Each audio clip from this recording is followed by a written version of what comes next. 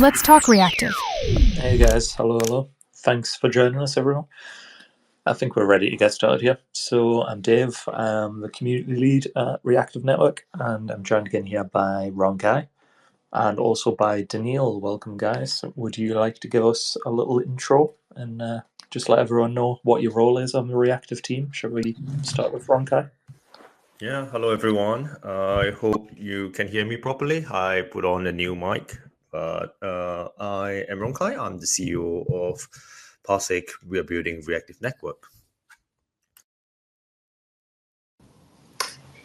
Hi everyone. Hopefully you can hear me well. My name is Daniil, long-time software engineer, and long-time PARSIQ CTO as well.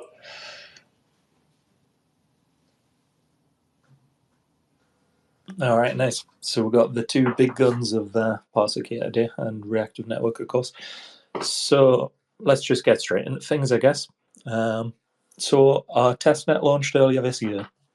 And we've seen some pretty big updates there already, I think it's fair to say, since it launched. Danny, would you be able to just give us like a review of how things have been performing on the testnet in your opinion? Are you happy with the results there so far? Yeah, sure. Well, the testnet phase is rather a fun one for the development team.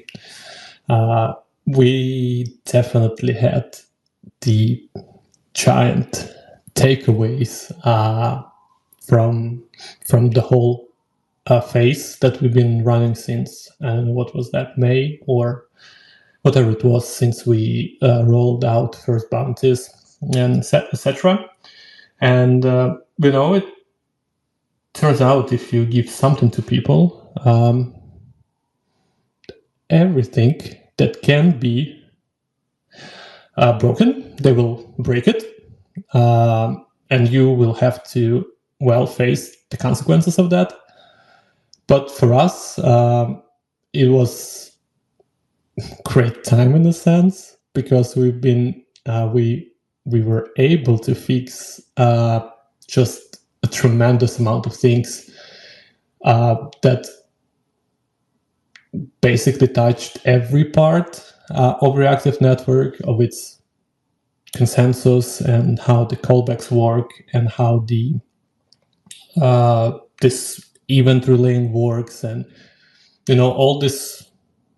I wanted to say small things, but no, all these big things that are complex mechanisms. Each one of them. During this time, during this pretty successful time, we were able to eliminate just enormous amount of caveats and corner cases and bugs and everything. So it was great, and it was great to see people actually building on Reactive Network, deploying smart contracts, and doing some random stuff as well, like subscribing to every goddamn year C20 transfer on Ethereum and see how the network performs, and what can be done to make it even better. So it was a pretty fun experience. Okay, nice. Yeah, I guess it's kind of a process of testnet, right? It's like, here's this brand new toy, do your best to break it now, and sounds like they've outdone themselves. So yeah, I mean, were there any like specific challenges which you encountered that come to mind that you really had to overcome, and what did you learn during testnet that you can now apply to improve the mainnet? Well, some things that we learned probably we will not be able to apply to at least the first iteration of the mainnet. One big thing that we learned is that taking Ethereum tech stack with proof of stake, it's not that it is a mistake, but there are tools that can make your life much easier, even staying within like EVM concept generally, because everyone is targeting on Ethereum, and not everyone, almost none of the projects, I would say, are there to support like private networks. And by private, it basically means anything that is not Ethereum itself, like chain ID 1. So it created a lot of challenge on our way.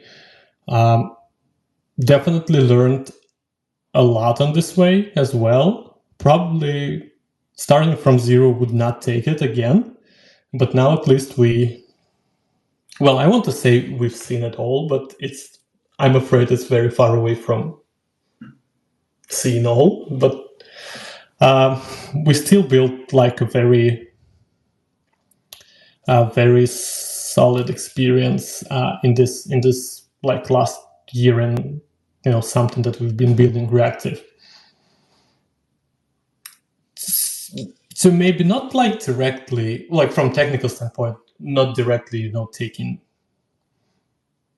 things, learning things on testnet and then reapplying them on the mainnet, because all the things that we learned, like the hard way, they are already fixed in the testnet, and mainnet just should be like the absolute version of testnet. So mainnet should be like the best possible version of testnet.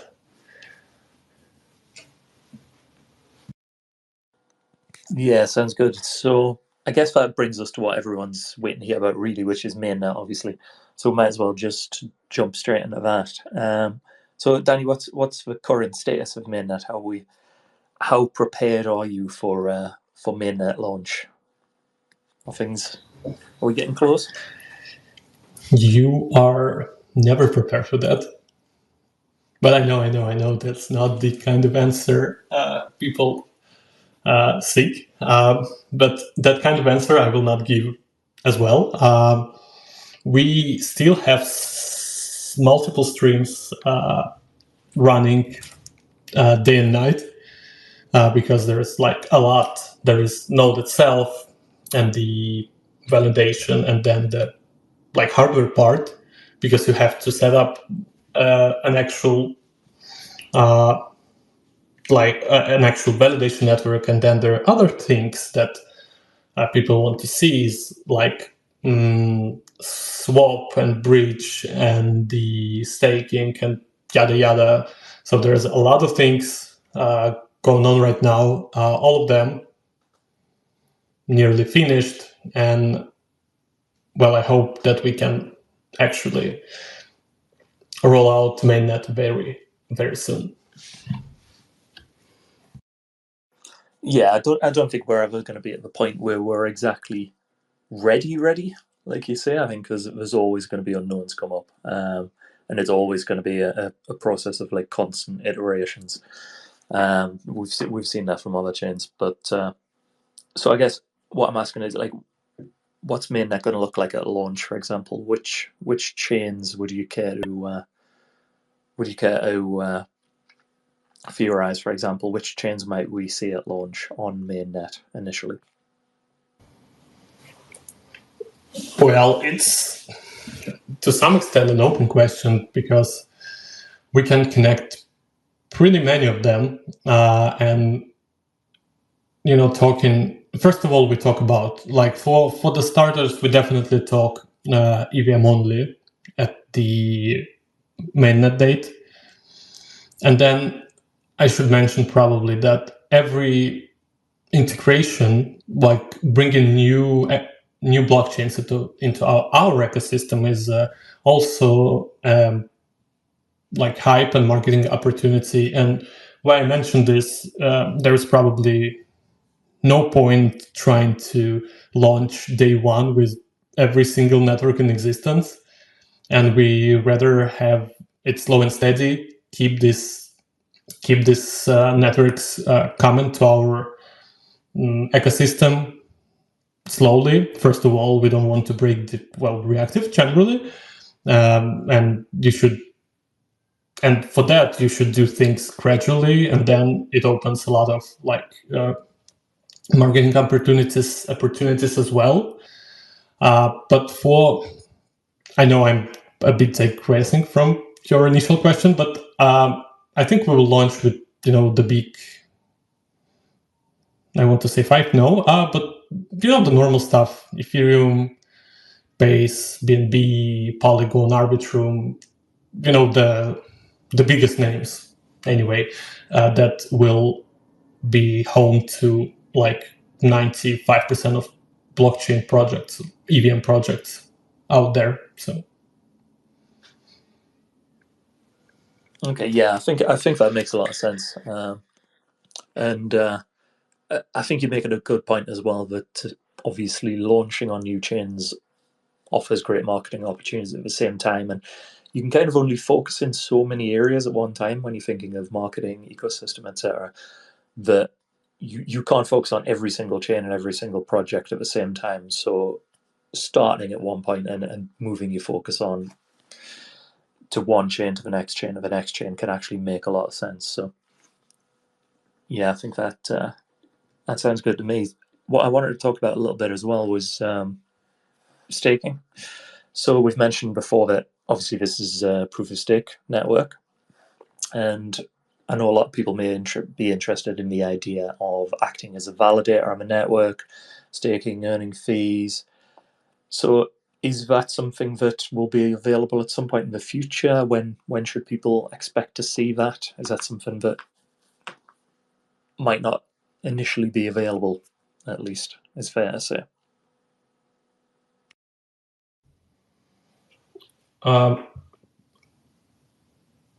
in like traditional ways, staking, well, by traditional I just mean probably Ethereum. This sort of staking will not be available like day one. Definitely like top of the priority list to have the validation program open for anyone to join. But there is still some work there to be done before we can go absolutely public with that.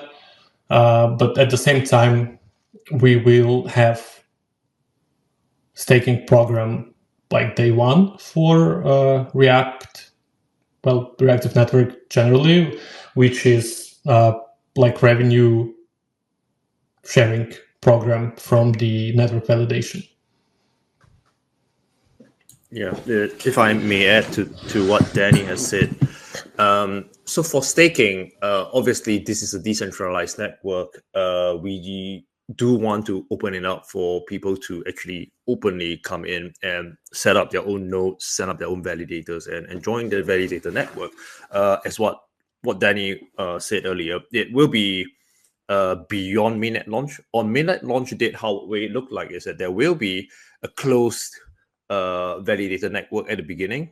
It's actually something that we will be open about. Is really to make sure that mainnet launch is stable and everything is all right, everything's going smoothly. If we need to change anything, we can change it extremely quickly, because if we start opening up on day one, it takes very long, because you need to contact third parties, and if we have hundreds of other validators, we need to contact each and every one of them to make sure, well, we implement any changes.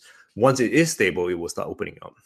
But that being said, then on day one, there are opportunities for those validator nodes to already be open up for, if you want to stake, you can hop onto one of those validator nodes that's set up on day one and stake your tokens. All right, makes sense. Sounds good to me. So while I've got you involved, Rong, let's just move on to the question everyone wants to know, I guess, right? React token launch. Obviously, the token's going to be an inherent part of the ecosystem. Long awaited. So, big question everyone's waiting to hear. Mainnet's ready. Well, not ready, but Mainnet's going to be ready very soon, we've heard. But it can't launch without a token. Timing's super important here, of course. So, when can we expect to see like both the React token launch along with the mainnet launch, do you think? Yeah, I can start off, and if Danny wants to add in, feel free to jump in as well. So the coin launch is basically the date of the mainnet launch, the mainnet itself. the token side of things have its own things that we need to sort out. The tech side of things, there are different things that Danny needs to sort out, and Danny, his team, and of course the rest of the teams here and there as well. We're contributing to it. I would say that actually we are on pace.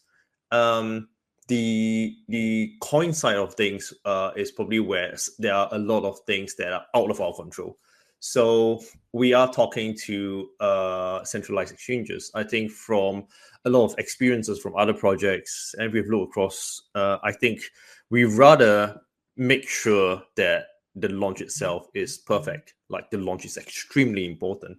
And by launch, it's not just the network itself. The mainnet launch itself, from a technical perspective, we need to make sure that it goes smoothly. But on the coin side of things, we want to make sure that on day one at the launch at TG, basically, well, people can buy and sell the tokens easily.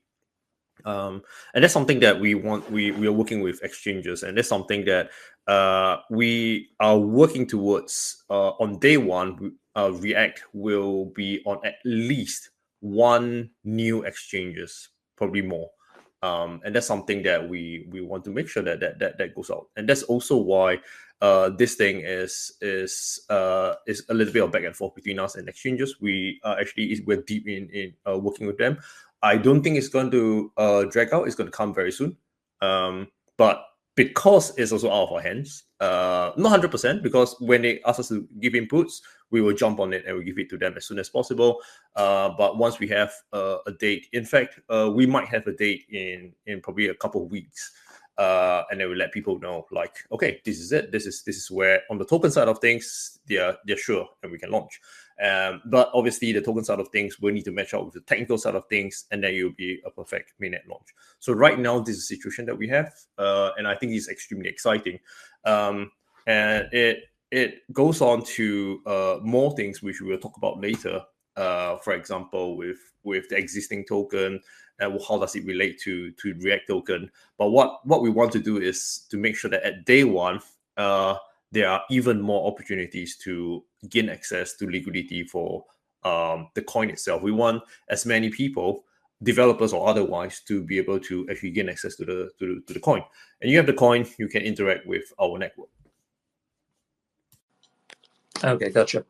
So yeah, I think would it be fair to say then that obviously we're mindful of the fact that obviously we've just seen like over 100k Bitcoin, very good environment at the moment. So we're definitely mindful of that. But it's fair to say that we want a fully cooked launch. We want ideally a fully cooked launch at the right time.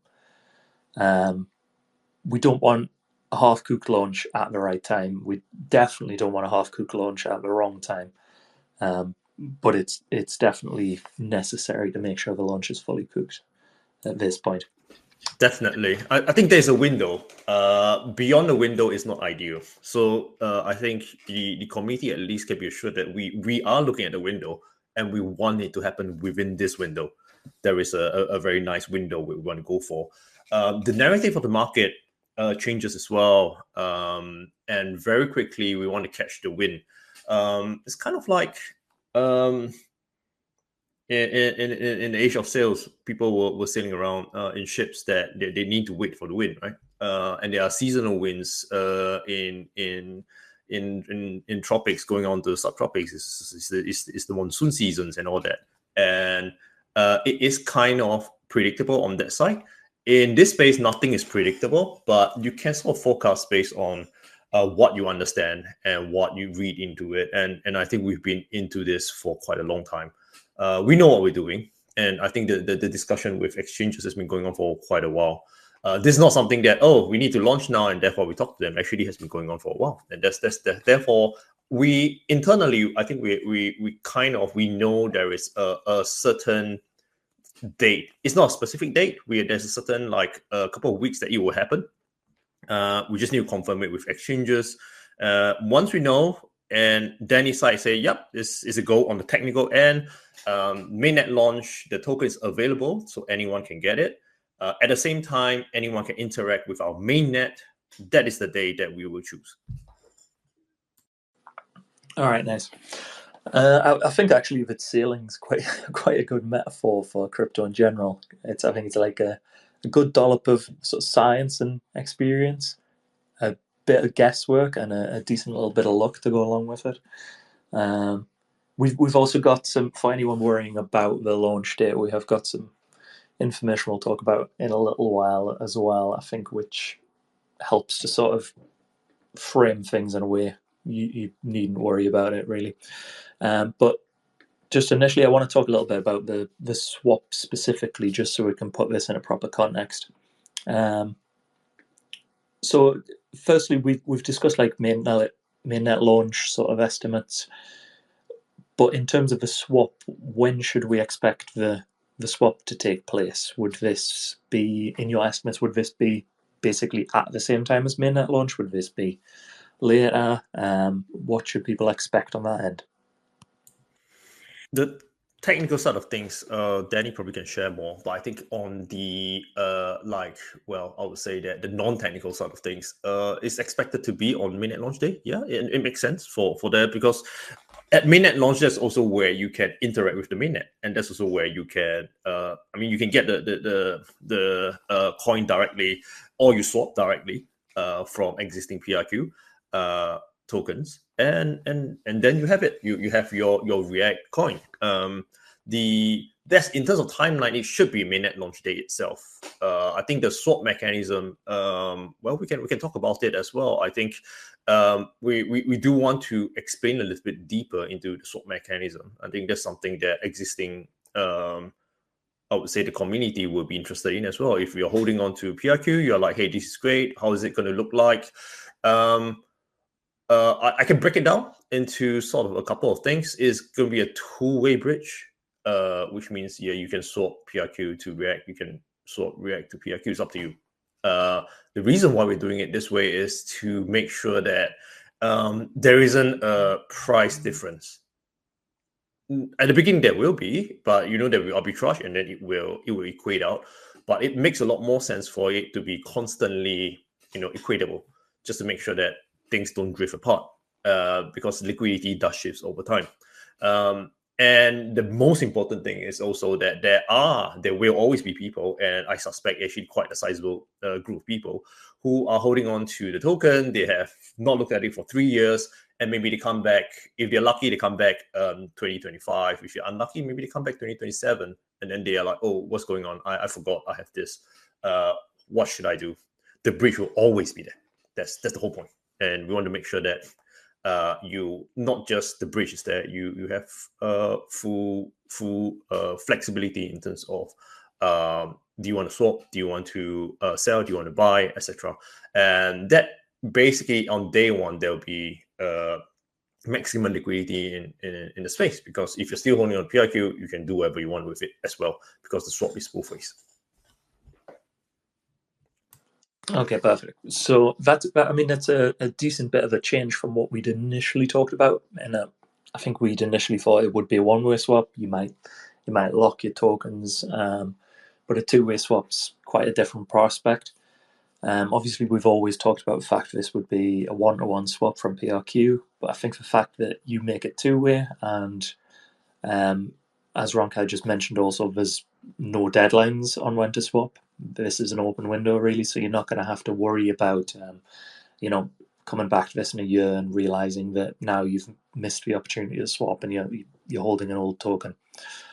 So that's quite a decent change from what we'd talked about initially, but that I think shows the long-term commitment to the token, because of course you have to think about the fact that React will exist on its own chain, so it's going to have a wrapped version on other chains initially, so you'll be able to freely change between wrapped React, PRQ, native React anytime you want, basically. So I think we've pretty much covered most of the main points when it comes to testnet, mainnet, React. We've got a few community questions here though, that we can work our way through. Let's see. Hapsi's asking, how will exchanges which currently list PRQ handle the swap and listing of React? That's a pretty complicated question, but would you like to take a crack at that one, Ronkai? Yeah. So, sorry, the question is basically on how the swap will be done, right? Yeah, so basically how different exchanges would handle it, which is Yes. Yeah. Which I think that's the big thing that we have been trying to solve for. Well, actually, since the last time, or even the one before that we were talking to. So at the beginning of the year, it's been a topic that we've been thinking of for a while, and there's been conversations on and off with different exchanges trying to understand where they're going to come from, and so on. I can't speak for exchanges as a group because actually they're very different from each other. And what we found is basically sort of like three types of scenario. Without going into too much details, they either they're very willing to facilitate, like, hey, just swap, or obviously everything comes with a fee, and I think the big problem also is that there is the native mainnet React. And at day one, how does that work? It is technically like a layer one is ERC20. So not ERC20, sorry, it's EVM. And then the old one is ERC20. So how does that come about? All of this complexity boils down to a few things. It means that rather than on day one, we approach obviously you approach them now, and then on day one, some of them change, some of them don't, some of them argue with us, some of them they don't like it, and that's that kind of thing. What we decided to do is that the React coin itself will be newly listed on at least one, but hopefully two or more top tier exchanges. We are talking to all of them. Those top tiers you can think of, we are talking to them. Those top tiers we are already on, well, PRQ is already on them. Those who are willing to support will swap. And those who are not willing, you will still see PRQ there. And the bridge itself is on our side. Basically, it's our own chain bridge. You can just swap PRQ to React and back and forth, completely up to you. If you're blockchain native, if you're not blockchain native, you're like, I don't know, I don't want to deal with on-chain swappings. You're still holding on to PRQ. You can still trade them.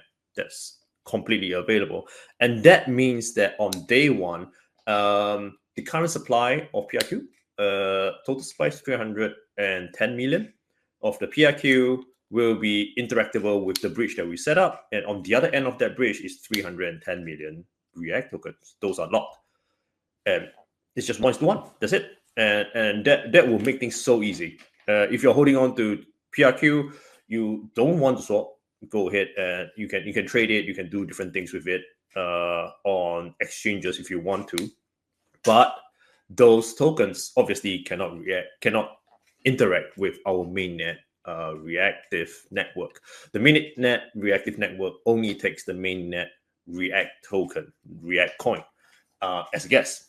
And if you're a developer and you're trying to interact with it, well, swapping shouldn't be any difficult task for you at all. Go ahead and adjust accordingly. And then for the end user, and I'm looking at it from a community standpoint, you're not a developer, you're not building dApps, you just want to interact on any of the layer 1 and layer 2s, you have the ERC20 red version of React, and of course you still have the current PRQ, and all of that will still be available. You can do what you want with it. If you're looking at it purely as an investment, you want to hold on to it, then it doesn't matter if you're holding on to PRQ on day one. Obviously, we encourage you, hey, you can swap to React. It is a lot more useful to you. And why? Obviously, you use the React coin to interact with the mainnet, but also React coin is the only coin that will get you all the staking, the validators, interaction, etc. The old PRQ is purely, if you're holding on to it, it will help you a lot for liquidity, because that's actually what we want to make sure that people don't suffer. On day one, if you're holding on to PRQ and you're on the ball, you want to swap, that's great. But on day 100, and you come in and it's like, hey, I forgot about this. What do I do with it? And then realize that the whole market is still supporting PRQ. You don't need to panic.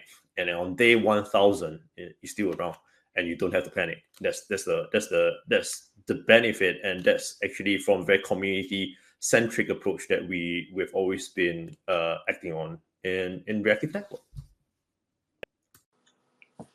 Right. So this is really a big part of the reason why we've decided to have a two-way bridge, why we've decided to have no restrictions. This really gives the assurance that no matter where you hold either PRQ or React, you will always be able to swap one for the other.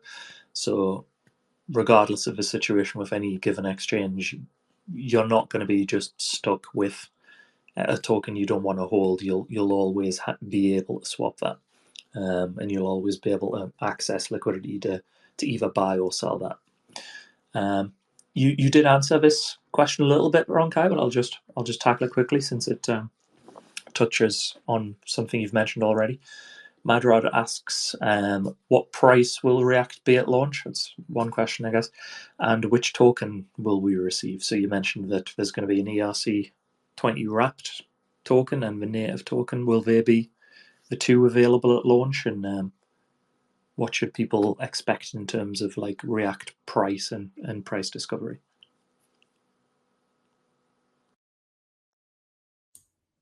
Yes, definitely. And I think the mainnet launch itself, it will be a selected centralized exchange partner. It will be a big event for them and for us as well. And obviously they kind of have that right to say that, hey, I'm launching this token on my platform. I think the launch price, I don't think it's going to be away from the market price of PRQ. On launch day itself, maybe the first X number of minutes, the price will diverge a little bit because, well, the bridge is online, but then people have not yet swapped and all of that. But I think within the first day, it will equate. Everything will go back to both is 1:1 in terms of price. But and that's also where I think on day one, a lot of people will be looking, hey, that means I can arbitrage. Maybe. And to me, for as a long-term reactive network perspective, it really doesn't matter what's happening on the first day. What matters to us is that on the first day, it's a very successful launch. People are interested in what we're doing. People are interested in our technology. People are interested in our coin because they can interact with it and they can see that like they see the potentials in our technology. Over the long course of time, what is even better for the coin itself is that reactive smart contracts will drive reactive functions and reactive events on blockchain, across blockchains, across the entire ecosystem. And by doing so, they are driving the demand for the coin because in order to drive all of these events, they need to consume the coin as a gas to effect all of this. And by consuming the gas, they effectively move forward. In terms of behind the scenes, the developers need to buy the coin to fuel the transactions. And to me, it will reach a sort of tipping point where the computerized demand, and that's of course like our best case scenario, the computerized demand is higher than the human demand, and it's completely driven not on us. We are not a layer 1, layer 2. We are a data execution network, but basically it depends on the health of the entire blockchain ecosystem, and that's what makes the coin itself extremely exciting. Right. So, yeah, basically to say that the price discovery is going to decide the price at the end of the day, and since there's arbitrage in place, it's going to equalize with the price of PRQ. But yeah, that'll be interesting to see that in play. I've got a little bit of a question for Danny here, I think. So let's see, what's this? Will React VM and Relay Network utilize AI in monitoring / executing smart contract transactions? Daniil, would you like to tackle that one? Could you repeat that question, please? Yeah, he's basically asking if Reactive Network will utilize AI anywhere in any of its processes, I think. Definitely not at the current stage. Why? I think there is just important thing to understand here is that the blockchain itself is like a synchronous thing, and AI takes a lot of time to get the answers, and there is currently no workaround around that. There's definitely talks about collaboration between AI reactive network, but not inside the network itself, but more talking about like cooperating with the projects and helping them build on-chain AI agents rather than having like AI inside some sort of AI inside of reactive network itself.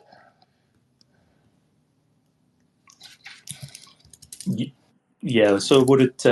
There's been some pretty interesting use cases, I think, I've seen proposed when it comes to AI agents in terms of them utilizing Reactive Network, but would be fair to say, I guess that actually implementing AI on the back end of Reactive Network would really just introduce more centralization and potential points of failure, really, as well.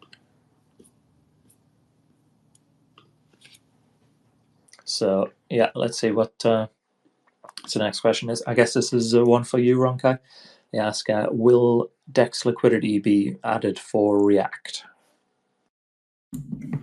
There's something we are working on the market makers for. So, but yes, I mean it should be. I think on day one, it's not just centralized exchanges that has the listing. I think on DEX as well, it should appear there. And obviously, appearing there will be liquidity. And of course, for current token holders, it's a decentralized exchange. Feel free to join the pool. All right, nice. Yeah, that's what we want to hear. Another question from Ollie is, what sets React apart from other interoperability solutions? I don't know who wants to answer that one. I'm sure you could both give a good answer for that. It's a pretty broad question, though, I guess. Perhaps Danny, you can go first from a technical perspective. I can come from a more layman perspective. Sure. Well, generally, we've been on this subject since day one, and there are like interoperability itself is a very huge space with different ways. No, like not only different ways, but different problems they're trying to solve. And as it was mentioned so many times, we like doing another approach that we've been developing at PARSIQ basically since day one. So like pro reactive approach instead of like the normal send transaction, and inside this transaction you can also use like a general message passing protocol kind of stuff. But we basically having this smart triggers directly, if people still remember these words, directly on chain, allowing smart contracts to react to events that they just cannot do normally.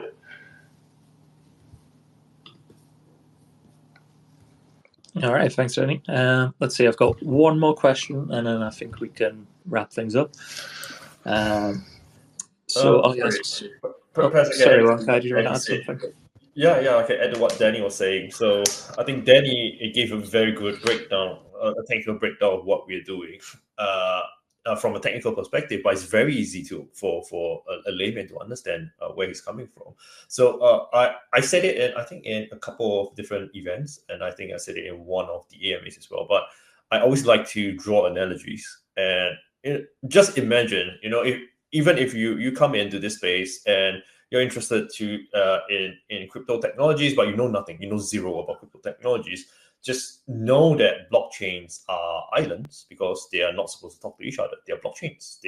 Then how do people get them to talk to each other? They started building bridges to connect them together. And that's where people confuse us, because we're like, your interoperability solution, are you those bridges? And we will tell them we are not those bridges. We are sort of the autonomous vehicles. Imagine autonomous, for example, Tesla. We are that, traveling on those bridges. All right, nice summary from both of you, I think. So yeah, last question. Ollie asks, what are the best use cases for Reactive Network beyond the ones we saw in Hackathon? So obviously, yeah, we saw a lot of good use cases recently highlighted in the Hackathon, which we're still going through at the moment. What's your favorite use cases outside of that, would you guys say?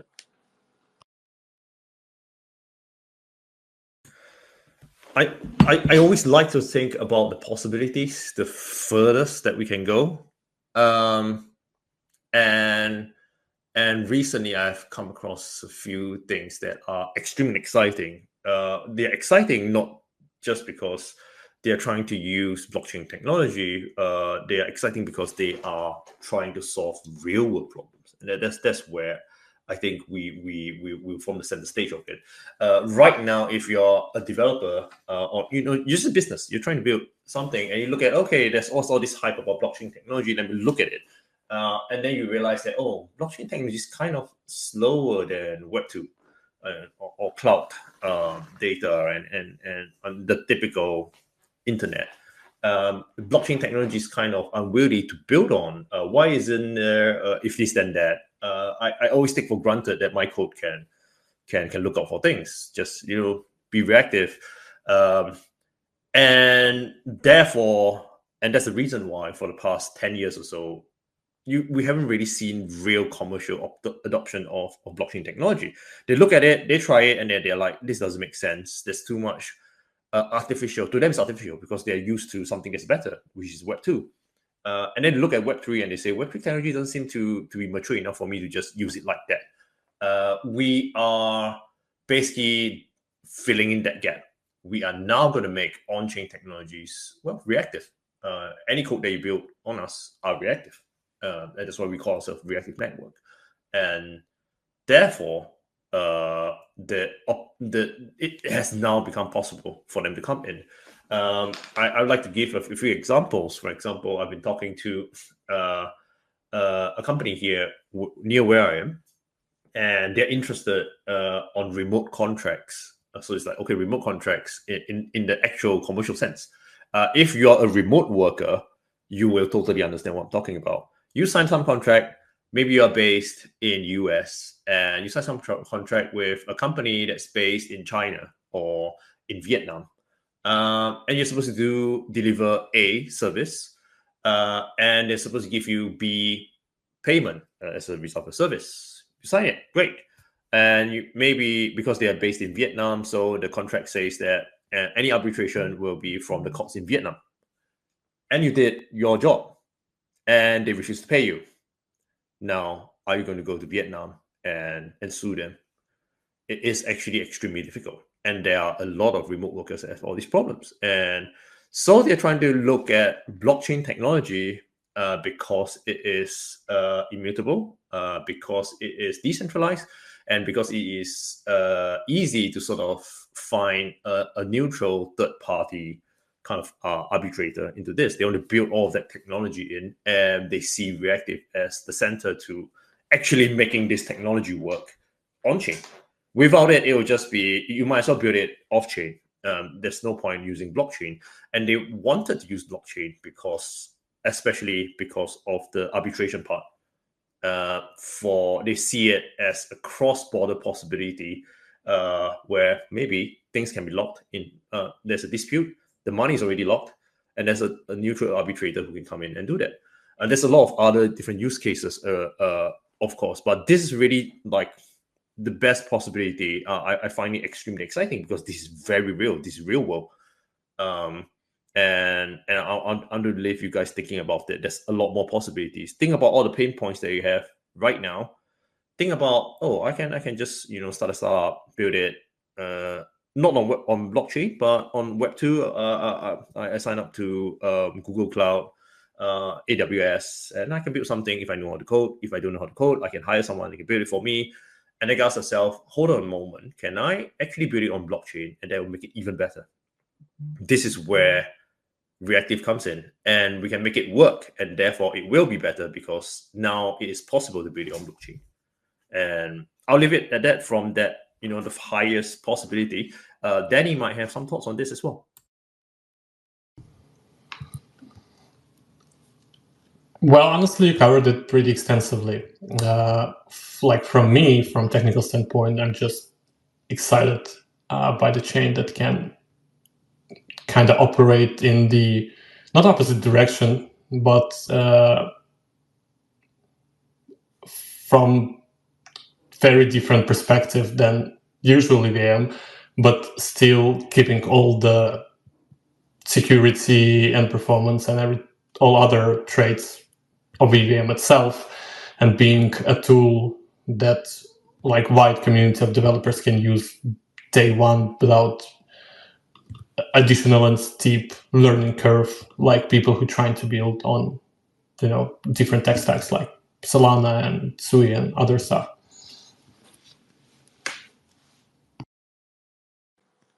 Yeah, nice. It's great to hear both your viewpoints on it. And I would say also that if anyone is interested just in skimming over some of the various use cases, we've written quite extensively on it. So just check out our blog, and we've detailed quite a lot of different use cases on there. So have a dig through there, and you'll find all sorts. Well, I think that's the last question we had, or the last relevant question anyway. So I think we've covered a lot of ground as well. It should be a good place to wrap things up. Thanks a lot to both Danny and Rong for joining us, and thanks to everyone who listened in, and we will see you all next time. Thank you for having us. Have a good day.